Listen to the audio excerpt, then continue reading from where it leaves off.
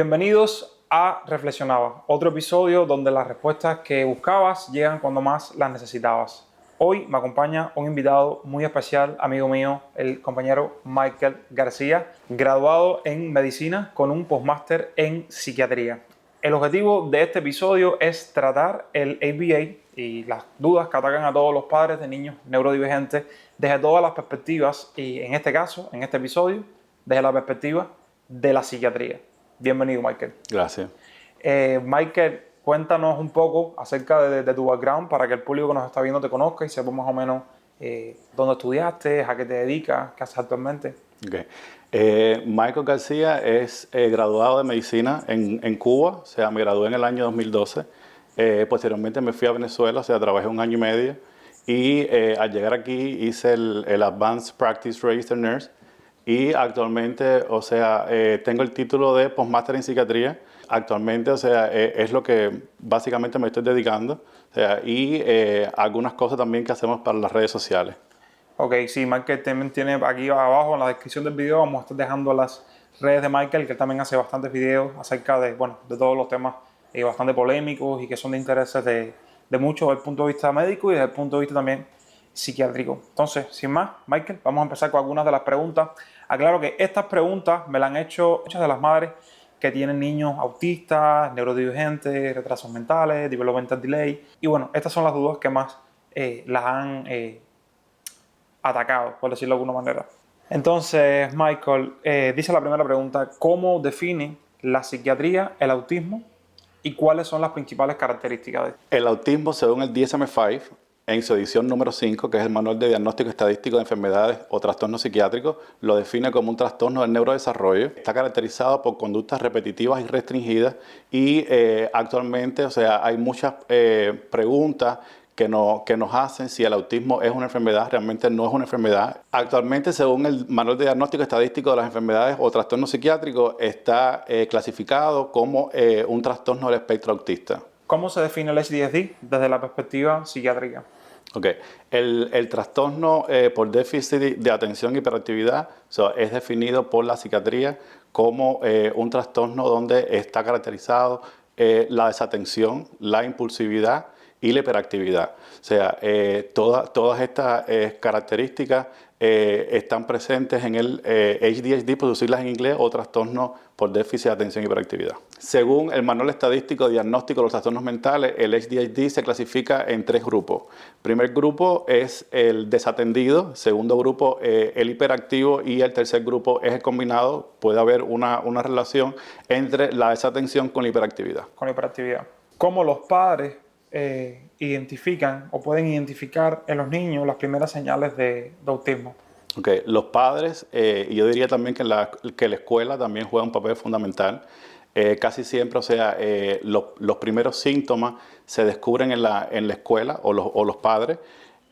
Dificultades en el habla, o sea, desatención, dificultades en el comportamiento y la interacción social, falta de contacto visual y conductas repetitivas. Yo también he visto mucho, en muchas ocasiones que los niños, por ejemplo, caminan en puntillitas de pie, hacen con las manos como así, como aletean con las manos. Me imagino que sea buscando, en el caso de los niños autistas, la sensación sensorial que ellos como que lo refuerza de alguna manera o no saben cómo manejar su cuerpo o cómo funcionaría eso, porque sí me queda claro que los niños autistas son bastante sensoriales, o sea, tienen bastante aflicción por todas las texturas, los olores, según mi experiencia, ¿no? Eso también puede ser un indicador de que un niño pueda tener el trastorno autista. De hecho, sí, está descrito el hand flapping en inglés, en español sería aleteo de las manos, o sea, conductas que llevan al niño a aliviar el estrés. También se ha visto mucho las conductas repetitivas, son niños que giran en el mismo lugar y tienden a organizar o ser extremadamente meticulosos para organizar objetos. Yo no sé, aquí siempre hay esa polémica de... Tengo el teléfono sonando, vamos a apagarlo. Siempre hay esa polémica de que aquí, por ejemplo, en Estados Unidos, se dice de que se diagnostican a todo el mundo, se le pone la etiqueta que todo el mundo es autista, todo el mundo es ADHD. Bueno, yo en mi caso, yo no tengo un diagnóstico, yo vengo de Cuba, yo llegué a Estados Unidos ya siendo una persona adulta, pero yo en mi niñez, y bueno, mi mamá podrá, son los cuentos casi siempre cuando está por ahí con las amistades y lo que sea, yo tenía muchas conductas de ese tipo. Muchas conductas de ese tipo. Por ejemplo, yo decía las cosas y después las repetía con los labios sin sonido, ¿no? O sea, yo te decía, ¿cómo estás, Michael? Y decía, o sea, pero era todo el tiempo así. O sea, yo tenía ese tipo de conducta, la hiperactividad mía era una locura. Y, o sea, que después de yo meterme en este campo y estar estudiando y estar leyendo, yo casi siempre cuando veía ¿sabes? Las estadísticas y los patrones, yo decía, yo sin duda, yo tuve que tener en un momento, o debo tener todavía, porque el autismo y el ADHD no son cosas como que se curan, sino son cosas como que se tratan o uno aprende a manejarlas. Pero yo creo que sí, que yo en algún momento sin duda tuve algún tipo de diagnóstico. Claro, no soy médico ni nada para poder asegurarlo, pero yo creo que sí, porque tenía muchas de esas cosas. Muchas de esas cosas. Realmente, o sea, de los países que vinimos, o sea, muchas veces hay un misdiagnosis o se hacen diagnósticos erróneos sobre estos trastornos. El manual de diagnóstico de enfermedades psiquiátricas, o sea, lo define muy bien, o sea, pueden haber errores en el diagnóstico, pero básicamente el cerebro está desarrollándose hasta los 25 años. O sea, estamos hablando que es un trastorno del neurodesarrollo y incluso se habla por la literatura que la adolescencia puede mejorar muchos síntomas. También debemos saber que hay síntomas leves, o sea, el grado de severidad puede ser leve, puede ser moderado y severo, y muchas veces la persona puede crear mecanismos de defensa, o sea, para aliviar toda esta parte de síntomas, estrés, o sea, y muchas veces puede lidiar y puede solucionar, o sea, todos estos síntomas de desatención, hiperactividad. O sea, cuando hablamos de autismo, o sea, decimos que no tiene cura, o sea, el autismo no es una enfermedad, pero el autismo no se cura, es un trastorno del neurodesarrollo, está alterado, o sea, la interacción social, o sea, en 1943 el psiquiatra Leo Kanner lo clasifica como un trastorno de la socialización, pero no se cura. O sea, igualmente con el ADHD también hay varias clasificaciones, o sea, varios niveles de severidad. Yo creo que eso que estás diciendo, sin duda, creo que fue lo que me pasó a mí. O sea, yo como de alguna forma aprendí a bajar mis revoluciones, por decirlo de una forma. Yo no había forma de estar quieto, yo no había forma de parar de pensar. Aún lo hago, ¿me entiendes? Es una cosa que yo sufro y que la tranquilidad me molesta. Por ejemplo, yo tengo que tener el cerebro ocupado, muy ocupado. A veces, por ejemplo, yo me pongo a trabajar y necesito tener el cerebro en varias cosas. Por ejemplo, tengo que poner música alto, tengo que estar escuchando algo, tengo que estar cantando para, por ejemplo, escribir. O sea, no tiene sentido ninguno, pero lo necesito. Yo necesito tener esa carga porque es como mejor mi cerebro, como que todo se alinea y es como mejor funciona. Y puedo hablar de eso porque es algo que me pasa en lo personal. Por ejemplo, para hablar, que el español, que es mi lengua materna, yo pasé mucho trabajo porque hablaba muy rápido. O sea, es como que mi cerebro iba demasiado rápido, entonces gracias a Dios, tuve una familia que no me dejó pasar una. Por ejemplo, mi mamá es licenciada en español literatura, entonces ella también era maestra y nunca me dejó pasar una. Entonces me decía, no, párate, dímelo de nuevo. Me volví a enredar, párate, dilo suave, piénsalo y dilo. Entonces, como que yo fui creando esa herramienta, fui creando ese ejercicio y para hablar, entonces fue como yo pude ir mejorando y mejorando y mejorando y mejorando y poder, bueno, tener conversaciones largas sin poder trabarme, sin poder pero sí, es algo que sí se sufre, yo creo, y que sí aprendemos de cierta forma a manejarlo. Como bien decías, también creo que es importante el hecho de las diferencias, de las severidades de los diagnósticos. O sea, hay veces que vemos niños y decimos, no, es autista, y uno que no sabe nada. O sea, muchos criterios a veces son de que eso no tiene nada, eso es un niño que lo que tiene es quítale la tableta, o no nos damos cuenta que el autismo no es necesidad de que sea un niño completamente disfuncional. No es necesidad, ni hay necesidad tampoco de que un niño sea Asperger, que sea superdotado para ser autista, que es también algo que me ha pasado incluso en las escuelas con profesores que me han venido a decir, no, pero si fulano es autista, entonces fulano tiene que ser superdotado. Y yo le he dicho, mira, eso está mal. So, en relación con la inteligencia, o sea, se ha demostrado que el autismo puede cursar con inteligencia normal o con inteligencia superior, pero no está relacionado, o sea, en un diagnóstico de autismo con el grado de inteligencia. O sea, como personas normales, o sea, y cuando digo normales digo como, o sea, sin ningún diagnóstico, ninguna comorbilidad. O sea, el grado de inteligencia no está definido, o sea, si tienes o sea, una condición de autismo o ADHD. De hecho, se habla muchas veces, o sea, en el ADHD que son niños que son inteligentes, pero no es un patrón. O sea, Claro. ves al niño, o sea, que está cambiando de actividad con frecuencia, un niño que está agitado, que está hiperactivo, un niño que no escucha, un niño que está irritable, un niño que está haciendo las cosas súper rápido, y muchas veces piensan que el niño es muy inteligente, que el niño no atiende a la maestra porque se lo sabe todo, y realmente no es así. O sea, es un niño que tiene hiperactividad, puede tener una inteligencia alta o una inteligencia promedio, inteligencia normal, pero no hay ninguna relación, o sea, o ninguna etiqueta o ningún cliché que diga que el autismo está relacionado con la inteligencia. Como decías, lo del Asperger, sí, está descrito que tiene una inteligencia superior, y en el curso de la historia se ha demostrado que hay muchos famosos, o sea, que... Vi que hiciste un video hace poco sí, de eso, sí, yo también exacto. escribí, es súper interesante. Hay muchos famosos, sí, que tienen un grado de inteligencia superior y han reconocido socialmente que tienen autismo, pero no hay una correlación, o sea, no existe una Claro. correlación entre el autismo y la inteligencia. De hecho, yo revisé las estadísticas y creo que solo como un 4 y pico, un 5% del caso de los niños o personas que padecen de autismo, que tienen autismo, eh, entonces que tienen el Asperger. O sea, Exacto. eso no es un patrón, pero socialmente confundimos o tenemos el tabú ese, ¿no? De que el niño o no es autista, o si es autista tiene que ser superdotado. Exacto. Y no necesariamente. Exacto. Es importante que hayamos aclarado eso, porque eso puede ser una duda de muchos de los padres que piensan que porque su hijo tenga autismo va a ser superdotado, va a tener algún talento sobrenatural, y Exacto. puede que sí, pero no necesariamente. Correcto, eso es correcto. Eso no es algo que nadie te pueda decir, ok, si lo va a tener o no lo va a tener por tener autismo. No es referencia para ello. Michael, ¿cuáles son los criterios diagnósticos oficiales para el autismo y el ADHD según el DSM-5? O sea, según el DSM-5 hay varios criterios diagnósticos. ¿Okay? Uno de los más importantes es déficit en la comunicación y la interacción social, comportamientos repetitivos y restringidos.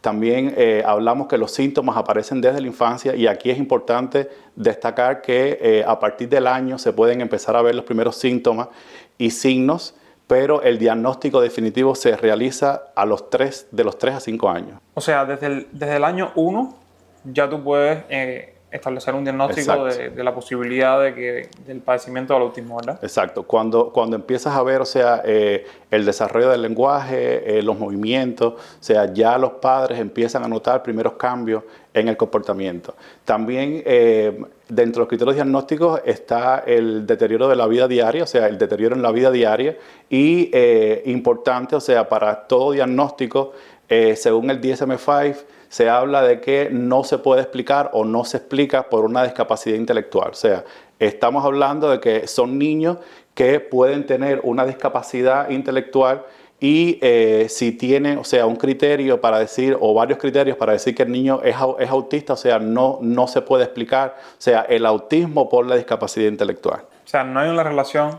directa entre esas dos cosas, entre el autismo y la discapacidad intelectual. No. El autismo puede tener comorbilidades. El autismo puede tener comorbilidades. El paciente puede tener insomnio, o sea, el paciente puede tener ADHD, el paciente puede tener un retraso en el desarrollo intelectual, pero no hay una relación. O sea, cuando se habla de diagnósticos del autismo, o sea, no se debe explicar por una discapacidad intelectual. Eso también es importante, porque creo que es como mencionaba ahorita, creo que es algo que se confunde demasiado a veces, y tenemos un criterio muy erróneo en la sociedad. Hay muchos tabúes con respecto a eso, al autismo, y que muchas personas piensan que es un retraso mental y que no vas a aprender.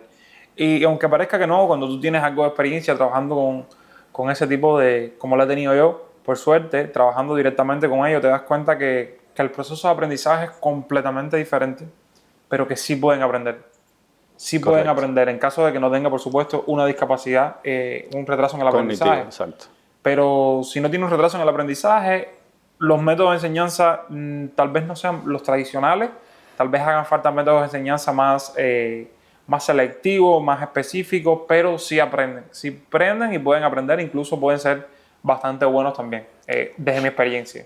Exacto. En el caso específico del autismo, o sea, la terapia conductual, que es la que ustedes manejan, o sea, el tratamiento es individualizado, o sea, cada niño es diferente, las necesidades de cada niño es diferente y Exacto. el grado de severidad. O sea, yo considero, o sea, que la terapia conductual, que es la que ustedes manejan, está enfocada, o sea, en la individualización. O sea, cada niño es diferente, cada terapia es diferente, cada niño aprende diferente y en eso está. O sea, es un trastorno que tiene varios criterios, o sea, y ahí está en la pregunta que me hacías ahorita, o sea, si puede haber un diagnóstico erróneo. Cada niño, en dependencia de los estímulos, o sea, en la terapia conductual o de comportamiento, o sea, reacciona, aprende, interactúa diferente.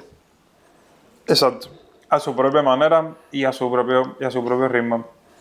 Mencionabas algo ahorita que me parece interesante hacer una pausita ahí y recalcarlo, eh, sobre el tema de la edad. O sea, me decías que a partir del primer año ya puedes ver los primeros flashazos, o sea, los primeros destellos de la posibilidad del autismo y que de 3 a 5 años Es el se podía diagnóstico hacer un definitivo. diagnóstico oficial.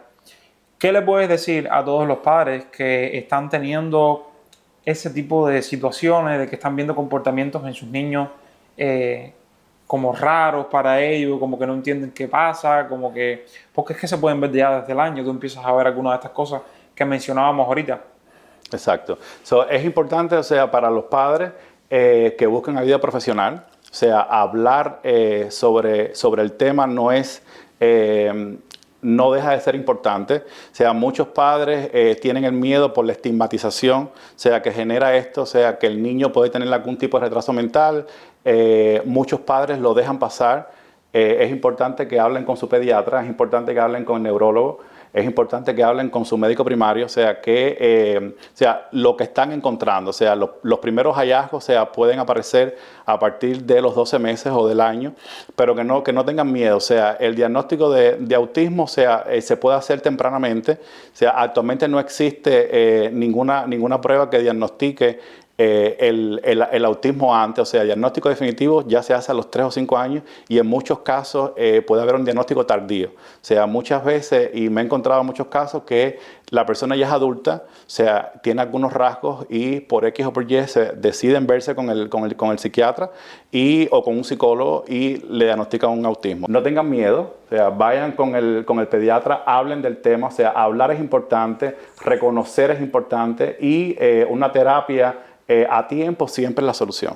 Exacto, eso creo que es algo que es bastante importante que lo sepan, ¿no? O sea, no le tengan miedo a lo que van a decir los demás, no le tengan miedo a la estigmatización social ni nada de eso, porque sin duda la intervención temprana es un aliado, o sea, no es un enemigo. O sea, tener a un equipo de personas, en caso de que puedan, de tenerlo seguro y tener las posibilidades y las condiciones, intentarlo por todos los medios, porque sí es muy necesario. Y los niños sí avanzan y los niños sí aprenden. Y cuando tú los coges desde esa edad tan chiquitico, son prácticamente, como decimos, una esponja. Todo lo que tú le enseñes, todo lo que tú trates de inculcarle, ellos lo absorben de una manera bastante bien, que es bastante difícil, por ejemplo, enfrentarte a un adolescente que no ha Exacto. tenido tratamiento nunca y que llegas tú de repente y tratas de aplicar un plan de intervención.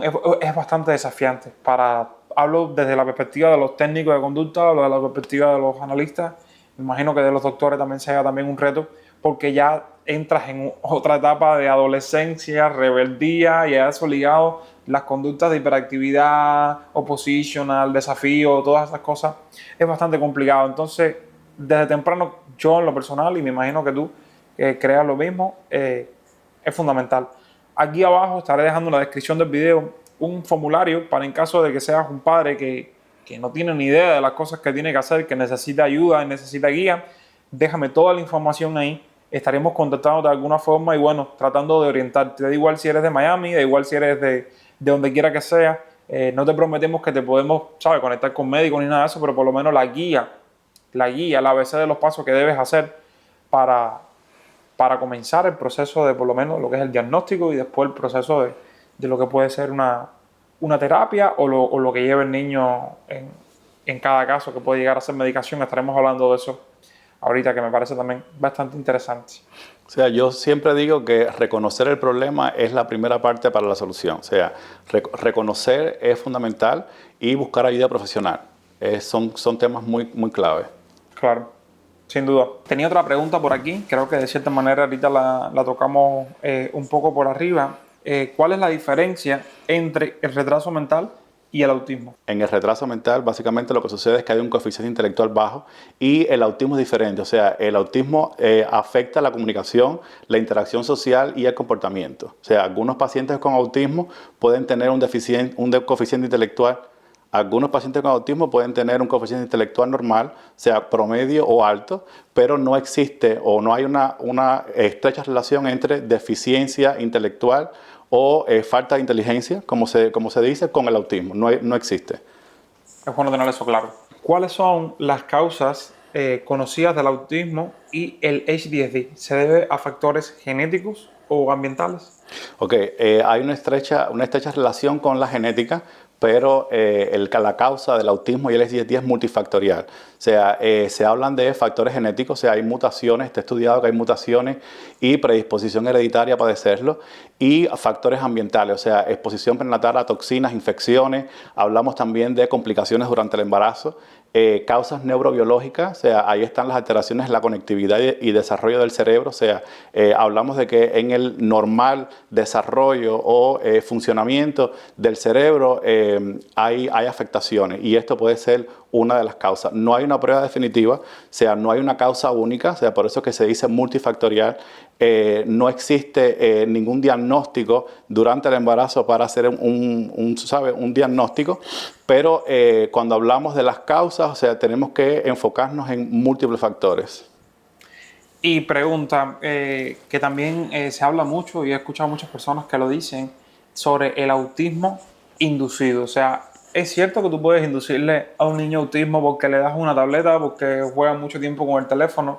¿Es cierto que eres capaz de crear un niño autista por una malfunción como padre o como guardián? De cierta manera, eso podría ser una de las causas, pero como ya te digo, es multifactorial. No existe una relación en que darle la tableta al niño, o sea, puede inducir el autismo, pero sí puede agravar síntomas que vienen persistentes. O sea, puedes agravar la irritabilidad, la desatención, puedes agravar, o sea, la interacción social, la comunicación, pero, o sea, hasta ahora y en mi conocimiento no existe un autismo inducido por las tabletas, por la televisión. O sea, sí agrava los síntomas, pero no es una de las causas de autismo. O sea, el autismo es algo que se nace con eso de cierta manera. Exacto. En la medida que vamos creciendo y nuestro sistema nervioso se va desarrollando, o sea, afectaciones en el neurodesarrollo pueden ser una de las causas.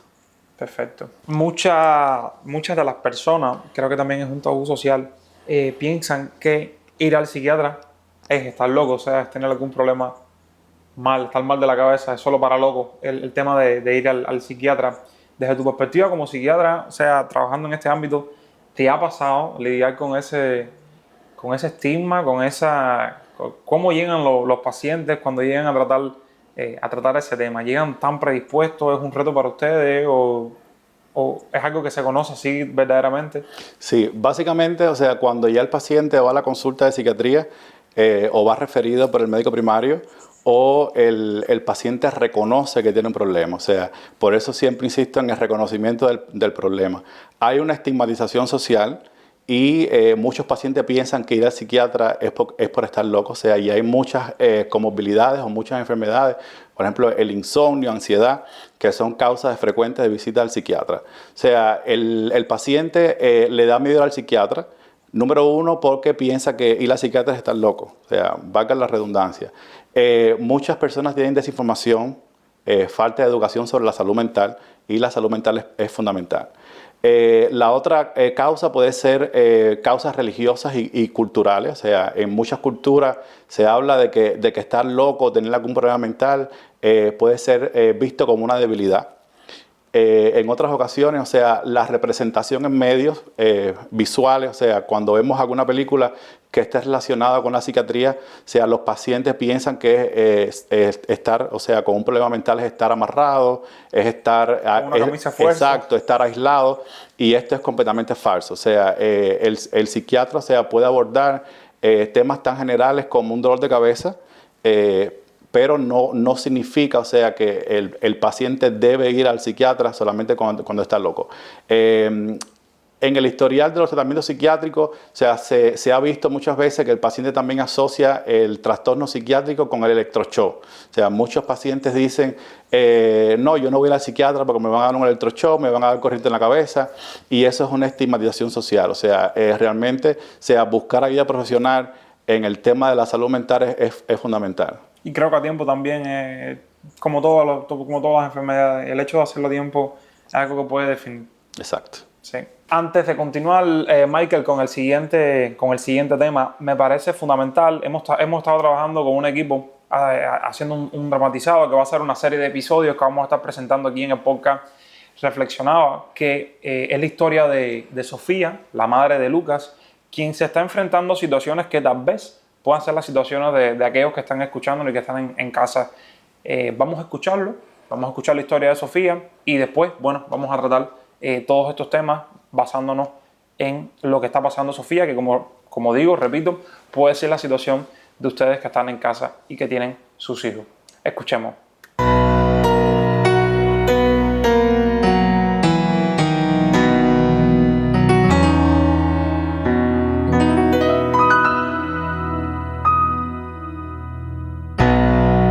Esta es la historia de Sofía, una madre que, como muchas, enfrenta el desafío de aceptar lo que su corazón le dice, pero que su mente se resiste a escuchar.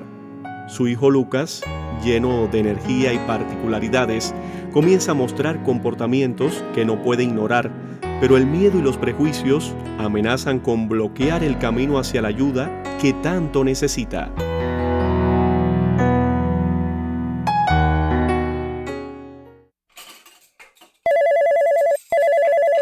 Diga, maestra Elena, ¿qué hizo Lucas ahora?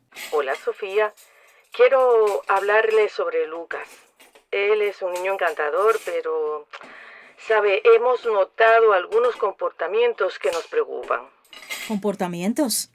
¿Qué tipo de cosas está haciendo? Mire, Lucas no responde cuando lo llamamos por su nombre.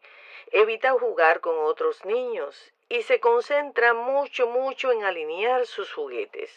También tiene dificultades para seguir instrucciones y se frustra fácilmente cuando algo no sale como él quiere.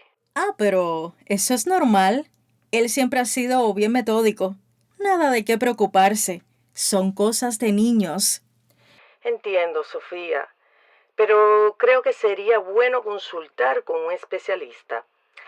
Mire, a veces estos comportamientos pueden estar relacionados con condiciones como autismo o lo que conocemos como ADHD, es decir, trastorno de déficit de atención con hiperactividad, y un diagnóstico temprano puede marcar la diferencia.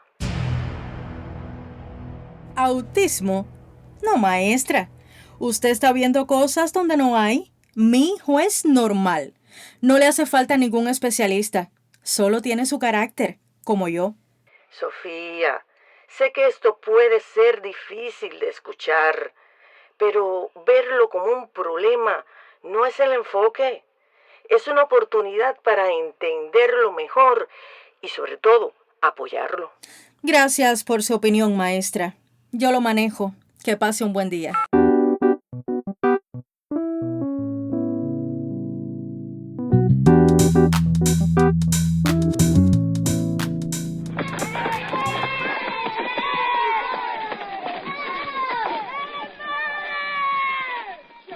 Te noto rara, mija. ¿Qué te pasa? Ay, la maestra de Lucas llamó. Dice que el niño tiene comportamientos raros, que si no escucha, que si no juega con los otros niños. Hasta mencionó algo de autismo. ¿Tú crees? ¿Autismo? Mi hijo no tiene nada de eso. Bueno, pero ¿has notado algo diferente en él? Digo, a veces las maestras ven cosas que nosotros no. Mira, mi amiga, a veces no me hace caso, pero ¿qué niño no? Y eso de alinear sus juguetes, pues eso es porque es perfeccionista, como yo. No es nada raro. Sofía, no hay nada malo en tener autismo o ADHD. Mi sobrina fue diagnosticada el año pasado y ahora está en terapia. Ha mejorado un montón. Un diagnóstico no es una sentencia. Ay, pero ¿qué van a decir los vecinos? ¿Van a empezar a hablar de mí, de Lucas? Yo no quiero que me lo etiqueten. Mija, peor es no hacer nada. Si Lucas necesita ayuda y tú no se la das, eso sí será un problema. Esto no es por los vecinos, es por él. ¿Qué es más importante para ti? ¿Lo que piensen los demás o el bienestar de tu hijo?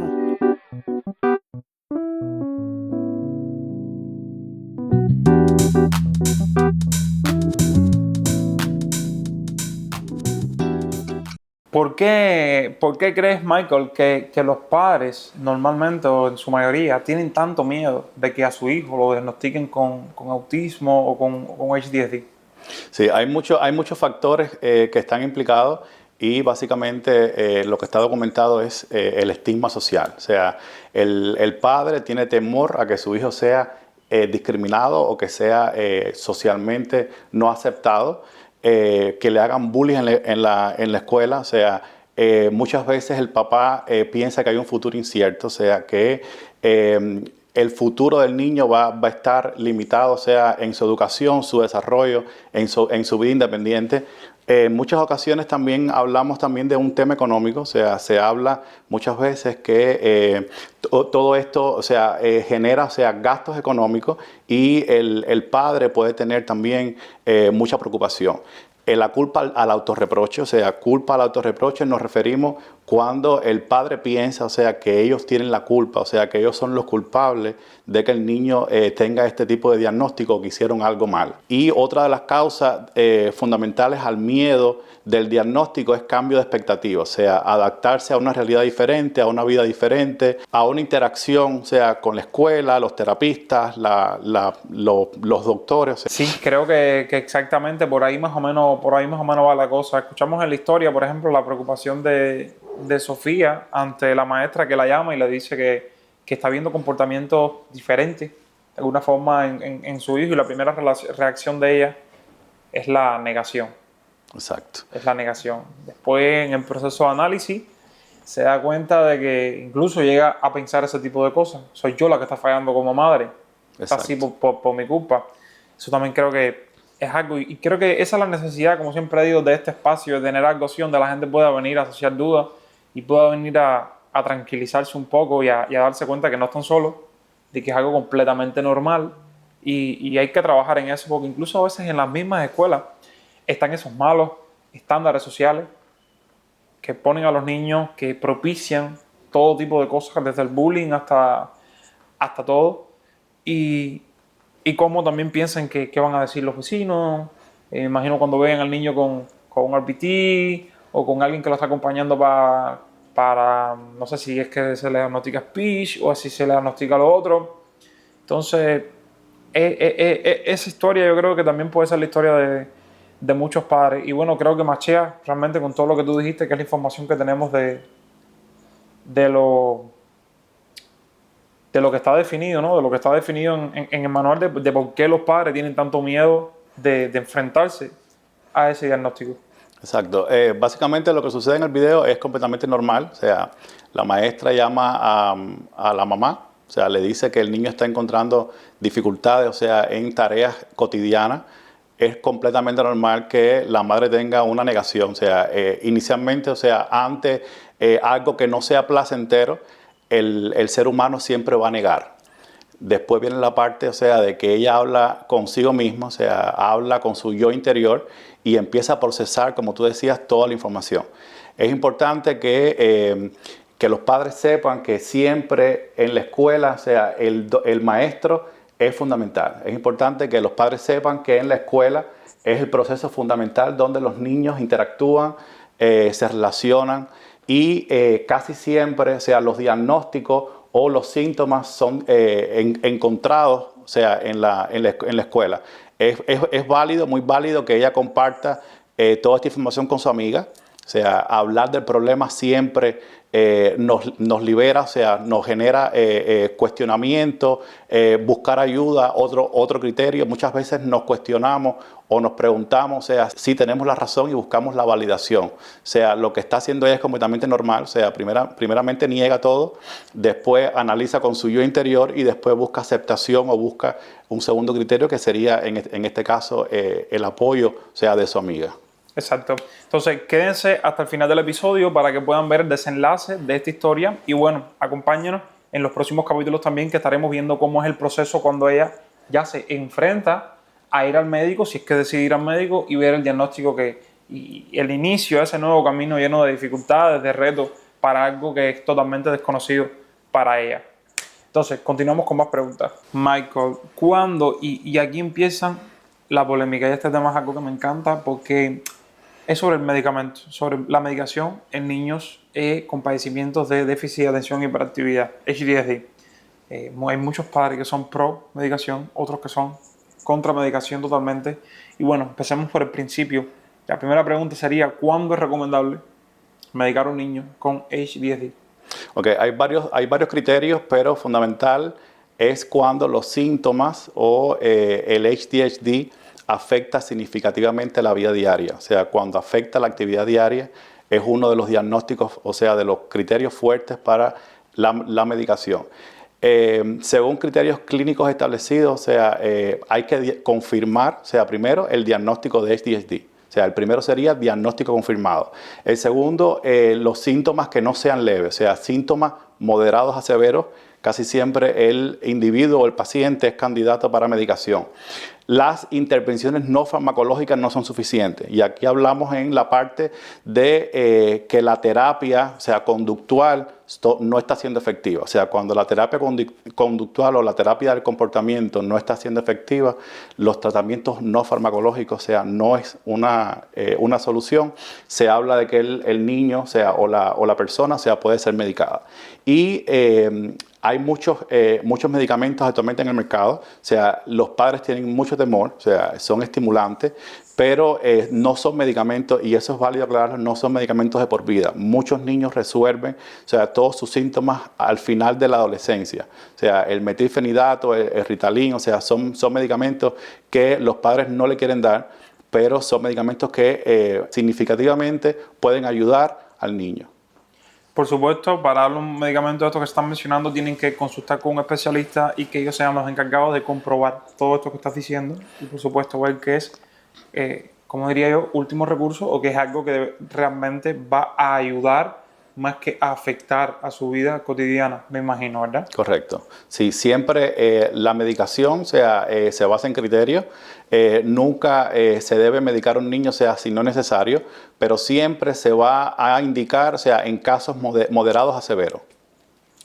Yo he estado en escuela y he estado tratando con mucho, y he coincidido con otros casos también, no necesariamente con los que yo he tratado en algún momento, de niños que solo mediante la medicación, por ejemplo, se han logrado sentar en un aula y han podido prestar atención.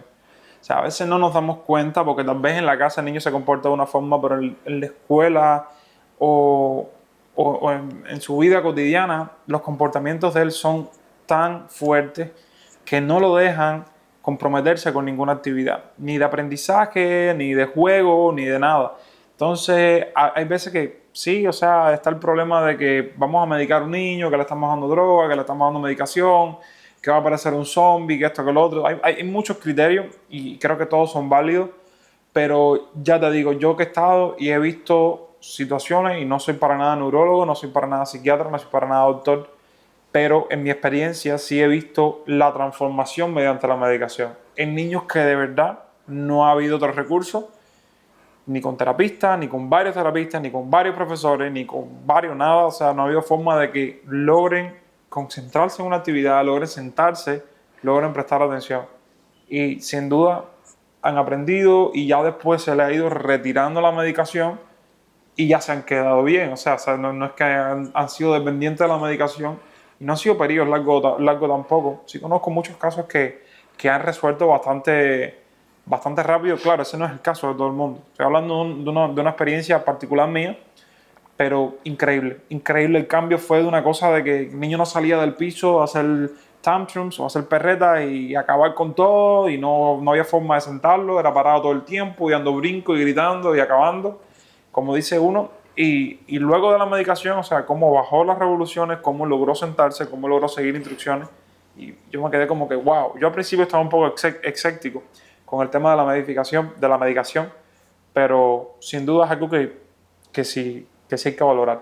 Sí, Con un especialista. es válido destacar, o sea, que todos los pacientes no llevan medicación y los padres casi siempre están muy escépticos o tienen miedo porque siempre sabemos, o sea, que las personas adultas son los que toman medicina. O sea, si el niño tiene criterio para darle medicamentos, o sea, no tengan miedo, o sea, las dosis son recomendadas por un pediatra de acuerdo al peso, o sea, de acuerdo al estado del niño. Siempre es monitoreada por un psiquiatra. El padre juega un papel fundamental porque el padre es el que le da la medicina, o sea, en cuanto al compliance o que cumpla Claro. con el tratamiento o se adhiera, es el padre el papel fundamental, o sea, juega un papel fundamental. El niño bajo medicación, o sea, siempre va a ser monitoreado, o sea, el niño no va a estar solo. El padre juega un papel fundamental. Son medicamentos que son estimulantes, o sea, lo van a ayudar también. Otra de las preguntas que nos hacen es que qué tiempo puede tener efecto estas medicinas. Todas las medicinas o la gran mayoría de las medicinas que actúan en el sistema nervioso central, o sea, hay que darle un tiempo. Muchas veces le damos medicina y el niño no mejora inmediatamente, o sea, hay que dar un tiempo. Esas medicinas, o sea, el cuerpo tiene que adaptarse, o sea, las medicinas tienen que hacer efecto. Muchas veces los papás tampoco cumplen, o sea, si tienen que tomársela con agua, por la mañana, por la noche, entonces ahí no están creando un problema. No tengan miedo, son seguras, o sea, no es para toda la vida, que eso puede ser otra pregunta. El niño, o sea, puede mejorar mucho, o sea, se puede incorporar mucho a su vida cotidiana, puede tener comportamientos mejores, pero no tengan miedo, o sea, son seguras, monitoreadas por un especialista y son medicinas que van a mejorar mucho los síntomas y los signos. Exacto. Siempre, como repetimos, no todos los casos llevan medicación, solo los necesarios, pero si llega a ser el caso de alguno de ustedes en determinado momento, pues no tengan miedo y busquen un especialista y ya verán cómo todo mejora. Es verdad que los medicamentos para el HDSD y autismo, me imagino también niños que tienen autismo con HDSD, puedan causar dependencia o afectar la personalidad del niño en un futuro. Ok, estamos hablando, o sea, que indicamos medicamentos para el HDHD cuando los síntomas son moderados y severos. O sea, las medicinas que se usan específicamente en el HDHD son medicinas que son psicofármacos, son medicamentos estimulantes, o sea, deben ser monitoreadas por un psiquiatra o un profesional médico. Sí causan dependencia, no se usan por largo periodo de tiempo. Esto es una de las cosas importantes que deben saber todos los padres.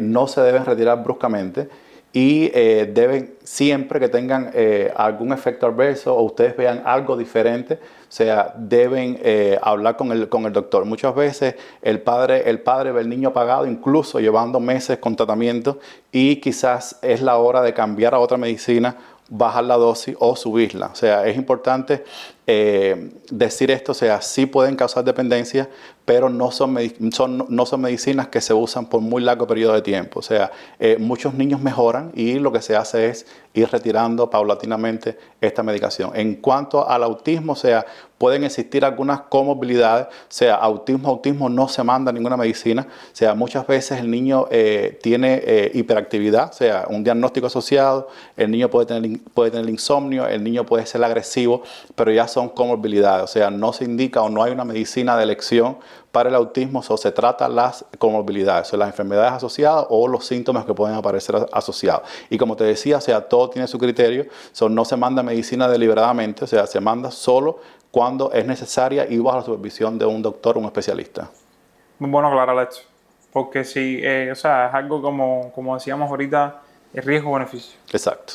Esta pregunta viene directa de una mamá preocupada con un niño autista, me escribió y me hizo algunas preguntas y me hicieron varias preguntas. Y entonces esta es sobre el sueño de un niño autista.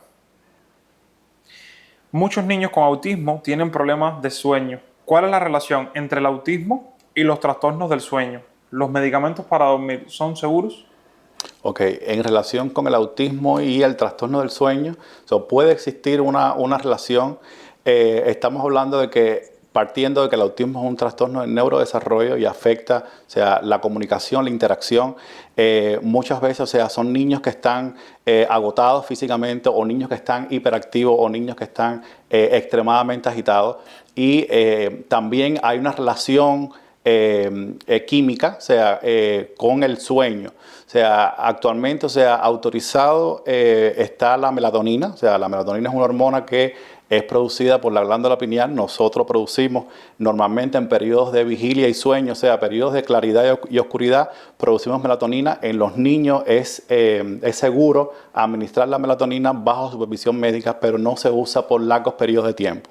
Administrar una medicación que sea hormonal de forma externa, puede causarnos efectos a largo plazo. Se usa la melatonina, y si encontráramos algo, diferente, nosotros debemos decirle al doctor, si tú encuentras, que el niño no duerme bien, que el niño tiene algún trastorno o alguna dificultad para conciliar el sueño, dejarle saber a su especialista, probablemente le mande melatonina, en dosis baja, se puede usar en 5 miligramos, pero no se usa por periodos prolongados. Perfecto. Michael, antes de continuar, porque creo que es algo que se nos quedó de ahorita, ahorita hablamos sobre los diagnósticos en el autismo, pero no mencionamos lo del ADHD. ¿Hay alguna diferencia entre los trastornos del autismo? Hablamos que era al año, podrían ser los primeros destellos del autismo, y a los 3 a 5 años era el diagnóstico oficial. Pero, ¿qué tal con el ADHD? ¿Es lo mismo o hay cosas ahí que difieren? En cuanto al trastorno por déficit de atención e hiperactividad, hablamos de la edad de 12 años. Siempre o casi siempre el diagnóstico se hace antes de la adolescencia, antes de los 12 años, con todos los síntomas que ya mencionamos: hiperactividad, desatención, impulsividad.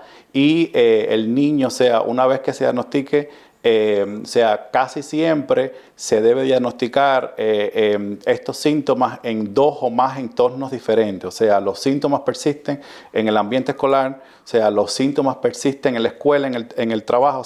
Siempre, hay que diferenciar, en qué entorno estamos interactuando. Pero el niño, 12 años, antes de los 12 años es que se hace un diagnóstico, de ADHD. Es muy frecuente antes de los 12 años, y el diagnóstico debería ser en esas edades.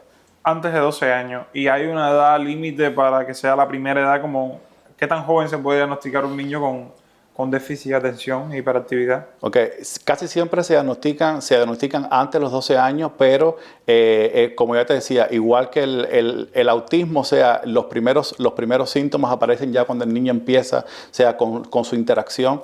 El niño escolar, en el niño escolar, una vez que el niño va a la escuela, es que se empiezan a diagnosticar todos estos trastornos de hiperactividad y atención, y son los maestros, los que les llaman la atención y hablan con los padres, de las dificultades escolares. Casi siempre son dificultades escolares, el niño no hace las tareas, el niño es prácticamente el que desordena el medio en el aula, el niño no quiere atender, el niño está distraído en otras acciones, y es importante, antes de los 12 años y edad escolar, en la edad escolar ya empezamos a ver ya las primeras dificultades. ¿Crees que desde tu perspectiva y tu opinión personal, yo tengo la mía sobre ese tema, es algo que me han preguntado mucho todas las personas que se han acercado a mí y hemos conversado sobre estos temas, que saben que estoy en este mundo, me han preguntado sobre que de este brote, lo llaman como un brote de ADHD y autismo que hay en la sociedad actualmente, que supuestamente me dicen que antes que no existía este brote de ADHD, que ahora todo el mundo tiene algún tipo de trastorno. Entonces quiero saber tu opinión personal sobre por qué crees de que hay tantos diagnósticos actualmente a diferencia de años anteriores. Ok, ahora mismo, podríamos hablar de la tecnología, es importante hablar de la tecnología. Es importante también hablar de, que en la medida que avanzamos en el tiempo, se hacen mejores diagnósticos, los criterios van cambiando. El manual estadístico de trastornos mentales ha cambiado la forma de verlo.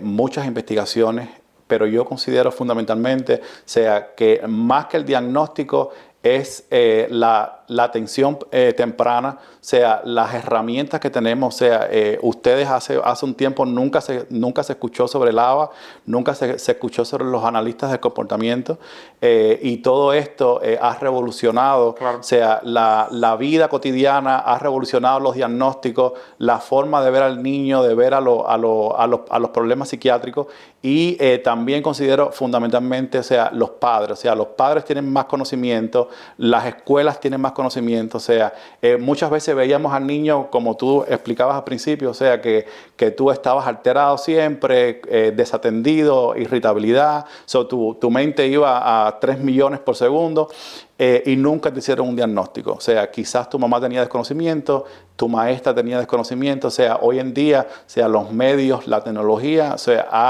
ha difundido, ha expandido, o sea, el conocimiento, y creo que ahora se están haciendo mucho más diagnósticos. Creo que en cuanto a la tecnología, también ha influido negativamente, o sea, el uso de computadoras, el uso, tú sabes, de pantalla. Creo que esto ha influido también, o sea, en que los síntomas se exacerben. Y es muy fácil para un papá, o sea, el niño está agitado, o sea, darle un iPad, o sea, darle un teléfono, y esto crea desarreglos químicos en el cerebro, o sea, el niño se pone irritable, esto crea una retroalimentación negativa en nuestro cerebro con los mediadores químicos como la dopamina, o sea, y todo esto quizás podría estar influenciando, o sea, el diagnóstico temprano, o que haya más diagnósticos de ADHD, de autismo, y en general los trastornos de la salud mental. Sí, tienes toda la razón en eso, y creo que, bueno, mi criterio es básicamente el mismo respecto a este tema. O sea, la evolución de... Esto es un tema joven. O sea, hay que entender que esta rama de la medicina es algo bastante joven comparado con otras áreas de la medicina. O sea, es algo que tiene décadas, literal, tiene décadas, y finalmente las últimas investigaciones. Lo otro es que para este tipo de diagnóstico, este tipo de cosas, se tiene mucho en cuenta el tema estadístico. Exacto. Entonces, hay veces que tú no puedes hacer una estadística si no tienes tiempo. Entonces, hay estadísticas, y estoy seguro que de aquí a 10 años vamos a tener diagnósticos mucho más accurate, diagnósticos mucho más certeros sobre todo esto. Porque hay muchas investigaciones que se están llevando a cabo ahora, hay muchos recursos puestos en esto, porque es una preocupación real en tratar de mejorar todo lo posible. Antes había un misdiagnóstico completamente. Por supuesto que mi mamá, por ejemplo, sabía que conmigo estaba pasando algo, pero no tenía los medios ni las herramientas. Entonces, no dice que por ahí hay un autismo, un ADHD, pero en aquella época tú le decías a alguien autismo, te decían, no, eso es un niño que es superdotado, o eso es un niño que es retrasado mental. No, ¿sabes? No entraba en ninguna de esas dos definiciones, y me quedaba en ese limbo. Y ahora no, ahora sí están los medios, están los recursos, están las investigaciones. Y lo que dices con las tecnologías es súper interesante, y es algo no solo de niños, es algo que yo hablo mucho con las personas. O sea, somos muy de redes sociales actualmente, somos muy de contenido corto, somos una generación, como digo yo, de titulares. Ya nuestra generación no se sienta a leer un artículo, tenemos con el titular. No sé si te pasa, Sí, que hay claro. veces que vas a ver un artículo que te interesa, y cuando tú lees el tema, tú dices, ya, lo tengo. Lo tengo, y no tienes nada. O sea, el tema es solo un título que tal vez no tiene nada que ver con lo que está descrito abajo, solo para... y te lo perdiste completamente. Y creo que ese problema lo tenemos debido a las mismas redes sociales, al mismo Instagram, Facebook, Twitter, X que se llama ahora, TikTok, que son contenidos de 15 segundos, 30 segundos, y en 15 segundos, 30 segundos vas a tener esa dosis de dopamina, va a pasar algo en esos 15, 30 segundos. Entonces tú te sientas a ver una película, ahora mismo, a mí me cuesta trabajo sentarme a ver una película con alguien, y es que ya yo he aprendido, y me esfuerzo por concentrarme en tareas largas, porque sé que si pierdo eso, nunca más voy a poder sentarme a hacer un trabajo por más de una hora.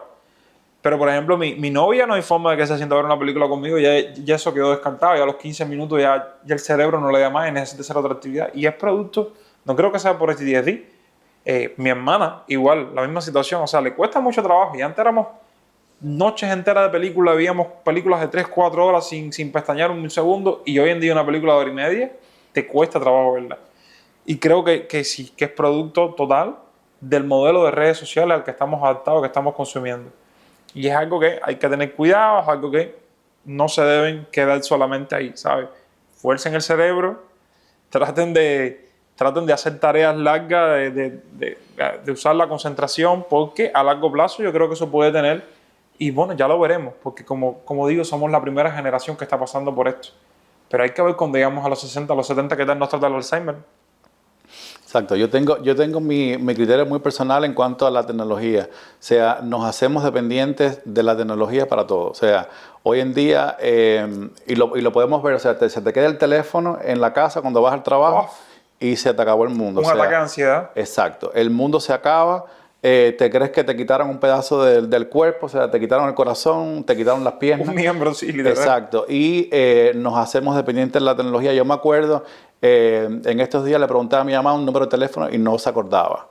Y tuvo que ir al teléfono y le dije, mami, ¿y la libretica que tú tenías? Entonces ya no usamos la mente, no nos aprendemos nada de Pero memoria. si cuando en la vida, si en mi casa yo recuerdo que le decía a mi mamá, mami, ¿cuál es el número de fulano? Se lo sabía todo, sabía más de 100 números de teléfono en la mente. Correcto. Y hoy en día no nos sabemos el número de nosotros. No, a veces yo pasé trabajo para aprenderme mi número cuando llegué aquí y es un número. Y antes era como que normal saberte los números de todos tus amigos, te sabías los números de todos tus familiares y ya. Exacto, el sistema nervioso es muy complejo. O sea, yo lo decía en uno de mis videos, más del 70%, o sea, del funcionamiento del cerebro se desconoce y mucha información, o sea, hoy no la estamos guardando, o sea, no estamos ejercitando, o sea, nuestro cerebro. Somos una computadora gigante, somos una computadora que puede almacenar mucha información. Si sabes cómo usarlo. Exacto, exacto. Pero sí, eso es un problema yo diría que es social, o sea, la tecnología ha venido a cambiarnos la vida, a cambiar los diagnósticos, a exacerbar enfermedades, a provocar enfermedades. Yo estoy completamente de acuerdo con eso. Sí, ya te digo, vamos a ver de aquí a 50 años, cuando lleguen nuestra generación empieza a llegar a la vejez. Porque yo sé, por ejemplo, del tema de los Alzheimer y el tema de las enfermedades degenerativas, como lo que le mandan a esas personas que usen el cerebro, que aprendan un idioma, que se concentren en algo. Y es que nosotros no nos concentramos en nada. O sea, vamos a tener un problema real, grande, cuando lleguemos a esa edad. Si eso es en una mente adulta, una mente que ya está formada, que llegó a nuestra generación cuando ya nuestras mentes estaban formadas, ¿cómo será en un niño que tiene, o sea, que está en formación? O sea, si a nosotros ha sido capaz de hacernos daño, de cambiarnos la vida, ¿qué daño le puede hacer un niño que está apenas en formación? Y bueno, todo lo que tú decías. Realmente es algo que hay que tener cuidado, limitar los tiempos de tablet, teléfono, porque por no hablar de los contenidos que muchas veces se meten en todos esos dispositivos y que los niños tienen acceso a ellos. Yo digo, o sea, siempre he dicho que la maternidad y paternidad es un acto responsable. O sea, la gran mayoría, o sea, de los padres que tienen la edad de nosotros, o sea, los padres de la edad de nosotros son jóvenes todavía. Y se criaron en otra época.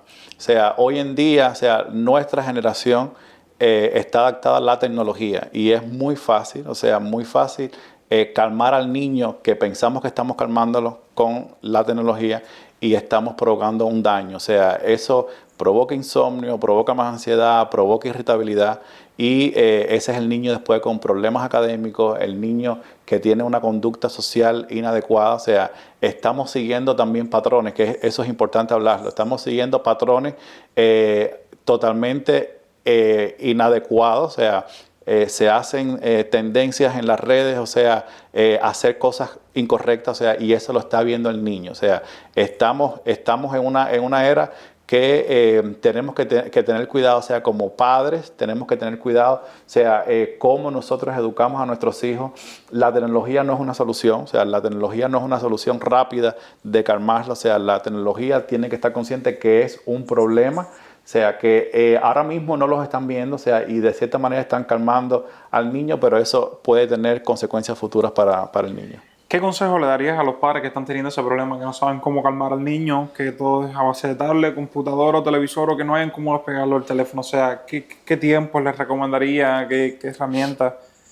Ok, el otro día me estaban haciendo esa pregunta, o sea, me estaban preguntando por las redes cómo la mamá maneja el ADHD de un niño cuando ella está manejando. O sea, y esto podría ser importante. O sea, cuando tú estás manejando con el niño, o sea, es fácil darle la tablet, es fácil darle el teléfono, pero la mamá o sea, o el papá debe crear estrategia, y así es en la vida cotidiana, estrategia para que ese niño, o sea, interaccione con ella. O sea, ella puede usar juegos, o sea, puede usar un juego tan simple como el veo veo, o sea, y así distraes al niño. Puedes usar algún tipo de juego manual que él pueda hacer dentro del carro. Puedes hacer diferentes paradas durante el viaje, si lo puedes hacer, y llevar al niño a comer, o sea, cosas bien rápidas, a comprarle un dulce, o sea, hacer paradas e interaccionar. O sea, hoy en día estamos en el carro y no interaccionamos. Consejo es que le dediquen tiempo a su hijo, que se interesen por las habilidades nuevas o que adquieren en la escuela, o las habilidades que no están adquiriendo, que hablen con sus profesores, ¿ok? Y sobre todo que le dediquen tiempo. O sea, no estamos dedicando tiempo a los hijos. Creemos que está bien, o sea, que las conductas que están llevando nuestros niños están bien, y realmente muchos padres cuando llegan a la consulta de psiquiatría le preguntamos por el niño y no saben. O sea, el padre debe ser el principal consejero, o sea, para la vida del niño. O sea, y desgraciadamente el consejero es el amiguito o la amiguita que tiene la misma edad que él, que comete los mismos errores, o sea, que socialmente, o sea, están haciendo cosas que quizás no sabemos. O sea, mejor consejo que siempre le he dado a los padres: interésense por su niño, o sea, sepan lo que su niño está haciendo e interactúen con él. O sea, eso es fundamental. Interactuar es una manera, o sea, de saber qué piensa tu niño, es una manera de saber qué está haciendo, o sea, cuáles son sus planes, y eso es fundamental. Yo tuve un caso de un niño que estaba bastante agresivo, fue hace mucho tiempo. Y bueno, YouTube Kids. Yo conocí bastante poco YouTube Kids, yo nunca consumí YouTube Kids porque, bueno, ya te digo, ya eso llegó a mi vida ya siendo una persona adulta. Y yo, por supuesto, como profesional, tengo que saber qué es lo que le gusta al niño, qué es lo que consume, qué es lo que hace, como los padres, me imagino que también. Exacto. Que no era el caso. Por ejemplo, la mamá en este caso no tenía ni idea. Tuve que decirle, mira, aquí está pasando algo grave. En YouTube Kids, muñequitos, o sea, dibujos animados de violencia, pura violencia, desastre, caos, descontrol, y eran los que le gustaban, o sea, no había forma de quitárselo. Y yo al principio tuve que como que, ok, déjame, ¿sabes? Y voy a ir poco a poco, cada 3 videos, metiéndote uno que no sea de ese, y poco a poco voy a ir buscando algo que te guste más que eso, y voy a sustituirlo por algo que yo sepa que te va a instruir. Pero, o sea, como un niño con ADHD, que su cerebro, como decimos, funciona, que es un caos, entonces, lo que lo reforzaba eran muñecos fajándose, golpe, violencia, sangre. Yo me quedé en shock. Yo digo, eso me altera a mí. Soy una persona adulta, ¿cómo lo debe tener a él? Y efectivamente, hay veces que son detalles, cosas que tú dices, quitándole esto, resuelves muchas cosas. Pero, si no haces lo que acabas de decir, tienes que saber todo. Lo que ve, lo que no ve, qué le gusta, qué no le gusta, porque esa es la única manera de sustituirlo con cosas que de verdad le hagan bien. Entonces, por ahí va la cosa. Creo que eso sí es importante. Y es, ya te digo, increíble todo lo que hay en redes sociales, incluso para niños, en YouTube Kids, para niños, tienes que estar muy al tanto con eso porque hay muchas cosas ahí. Incluso vi el otro día unos muñequitos, o sea, que me quedé en shock completo, como el peluche, el muñeco, se suicida. Todos los capítulos son suicidándose. O sea, es buscando un cable, entonces te da la instrucción perfecta, pero como para niños, de cómo suicidarte. Coge un cordón y te estoy diciendo que yo voy a aquello, y en YouTube Kids. Si tu hijo está viendo eso y le gusta ese tipo de contenido, ¿qué esperas que haga? Va a pasarse el día haciendo esas cosas. Y tal vez no se lo haga él, pero se lo haga a la amiguita porque lo vio divertido en el video. Entonces, eso es gravísimo y creo que es algo que debemos tener mucho cuidado con los contenidos que consumimos en redes sociales. ¿Quién puede diagnosticar a un niño con autismo o ADHD? Ok, siempre el diagnóstico nos basamos, o sea, en el ambiente familiar, pero el especialista, o sea, en psiquiatría, el pediatra y los psicólogos clínicos son los que diagnostican el autismo. ¿Cómo puede ayudar un psiquiatra a un niño con autismo?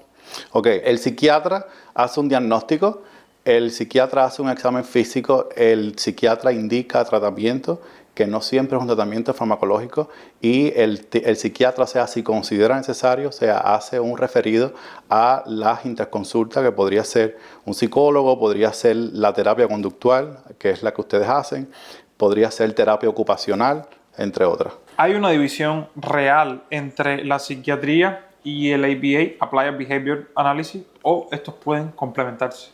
Ok, realmente son disciplinas diferentes que tienen puntos en común, que es la salud mental. La psiquiatría es la ciencia que estudia, o sea, los trastornos de salud mental, o sea, se dedica fundamentalmente al diagnóstico, al tratamiento farmacológico cuando es necesario y el tratamiento de las comorbilidades como ansiedad, depresión, insomnio, HDSD y la terapia ABA se enfoca en estrategias de comportamientos o de refuerzos positivos y en estrategias estructuradas del comportamiento. O sea, cómo tú vas a manejar, o sea, un problema de salud mental con herramientas. O sea, básicamente el ABA nos da las herramientas para hacer una conducta, o sea, cómo modificar conductas con el individuo. ¿Cuáles son los mitos más comunes sobre la medicación en el HDSD y el autismo? Ok, los mitos más frecuentes que nosotros hemos enfrentado es que vuelven al niño zombie, o sea, que el niño es un zombie, que el niño está drogado, o sea, por decirlo así de esa manera. El otro mito que nosotros hemos encontrado es que el niño cambia su personalidad. O sea, realmente no está cambiando su personalidad, lo está enfocando y que pueden producir demencia, o sea, efectos indeseables. Todas las medicinas pueden producir efectos indeseables, pero uno de los mitos más fuertes es eso, que el niño, o sea, está como un zombie, el niño está desorientado cuando realmente no es así. La medicación psiquiátrica tiene efectos secundarios severos a largo plazo, como estabas diciendo. ¿Cuáles pueden ser estos efectos secundarios severos a largo plazo? Ok, básicamente, o sea, si tenemos que hablar de efectos adversos o indeseables a largo plazo, o sea, podríamos hablar fundamentalmente los efectos de dependencia. O sea, casi todos los medicamentos que actúan a nivel del sistema nervioso central son medicamentos que producen dependencia. O sea, por eso siempre debemos estar haciendo, o sea, lo que el médico nos recomienda, el especialista. Y lo otro es no suspender, o sea, que eso puede ser uno de los efectos adversos. La suspensión brusca de medicamentos que se usan en el sistema nervioso central pueden también tener efectos indeseables. Esta está buena, está interesante. ¿Es cierto que todos los niños autistas son superdotados o es solo un estereotipo de Hollywood? Realmente no es cierto, o sea, es un estereotipo de Hollywood. Los niños autistas pueden tener una inteligencia normal, una inteligencia moderada, y en el caso del autismo, que se ha considerado mucho que es un trastorno intelectual, o sea, se ha visto muchos pacientes o muchos niños o muchas personas, porque se ha diagnosticado en la adultez, o sea, con una inteligencia superior. Pero no es un estereotipo, o sea, no necesariamente tiene que estar relacionado, o sea, la inteligencia con el autismo. Es completamente falso. ¿Qué opina la ciencia sobre la relación entre vacunas, contaminación, dieta y el autismo? Ok, en relación con las vacunas ha sido un tema muy polémico. Hay un estudio realizado por un psiquiatra llamado Wakefield en 1998 que hizo una publicación sobre una supuesta relación entre vacunas, o sea, que se le administraba a los niños antivirales con el autismo. Este estudio fue refutado, o sea, se encontraron mucha información falsa.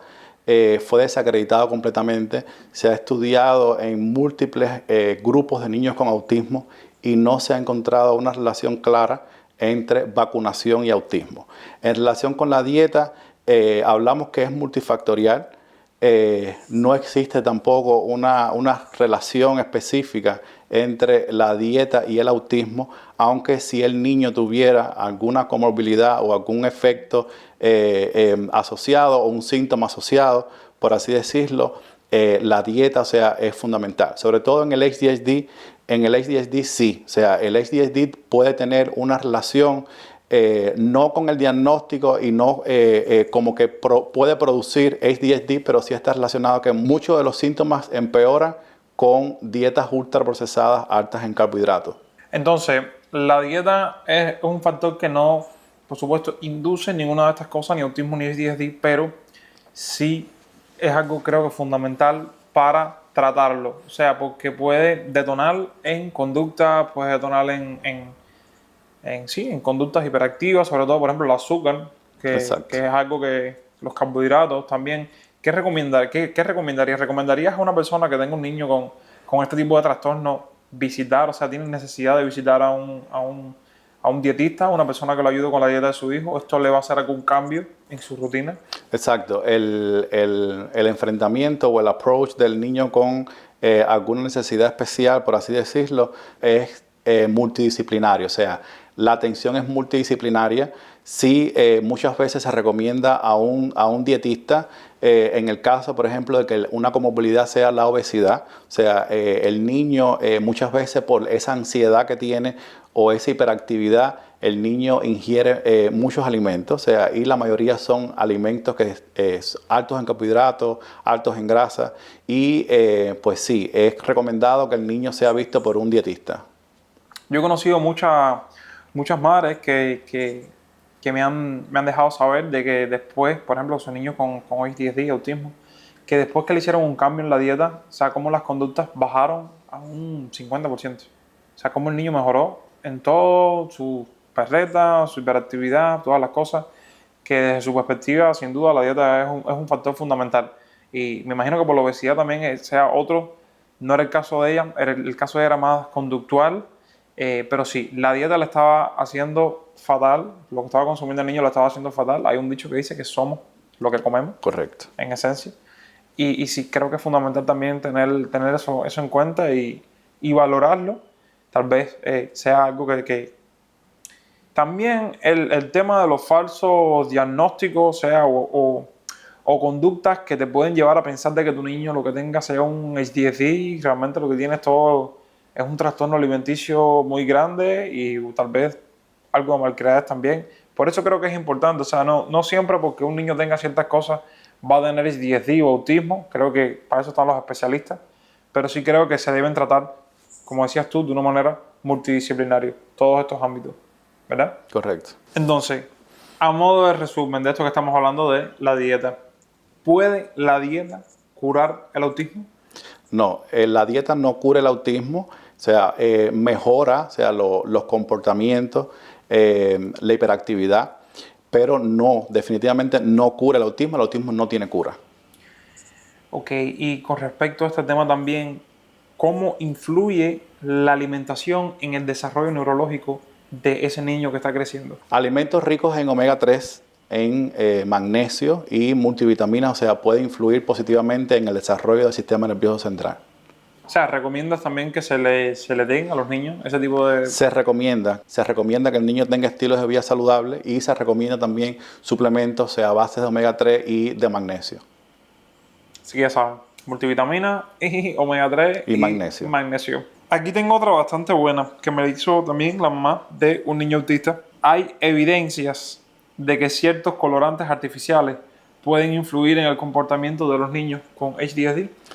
Se ha hablado mucho sobre los colorantes, o sea, sobre el rojo 40 y el amarillo 5, pero no hay evidencia científica fuerte, o sea, que demuestre, o sea, que es la causa del ADHD. Sí puede, o se ha estudiado, o sea, que puede alterar algunos comportamientos, pero no es la causa del ADHD los colorantes, no existe.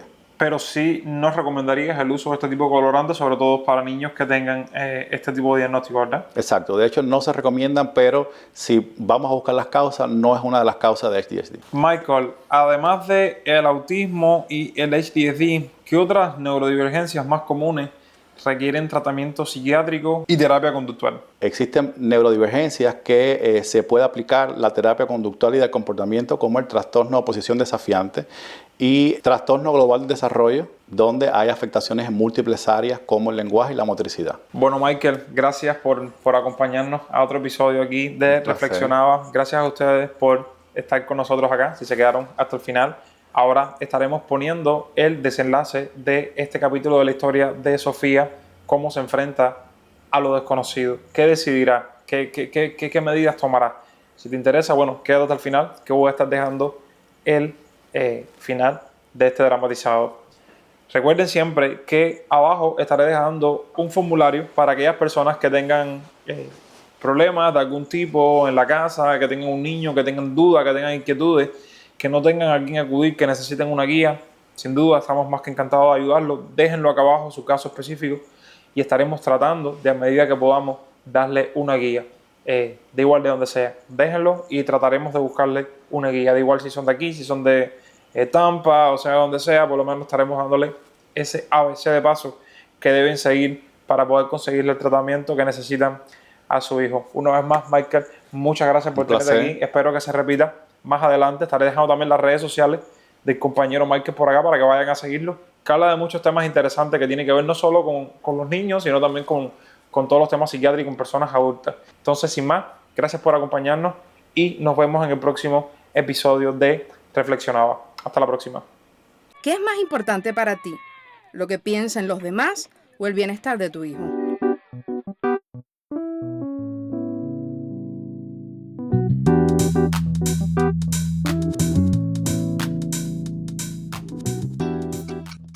Esa noche, las palabras de la maestra y de Carolina seguían resonando en la mente de Sofía.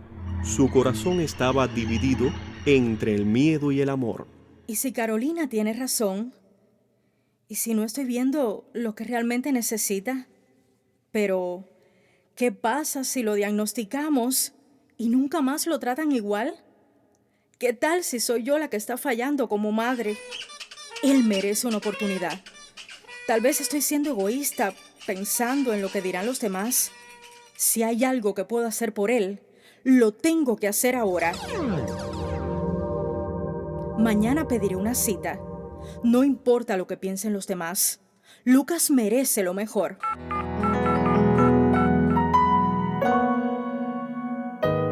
Lo que Sofía no sabía es que este sería solo el inicio de un camino lleno de desafíos y descubrimientos. ¿Qué sucederá cuando llegue el diagnóstico? ¿Estará preparada para enfrentar la verdad y dar el siguiente paso? Acompáñennos en el próximo episodio mientras seguimos explorando la historia de Sofía y Lucas.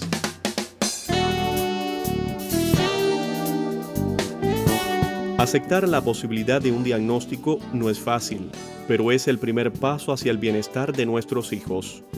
Como Sofía, muchos padres enfrentan prejuicios y miedos, pero el amor por nuestros niños siempre será más fuerte.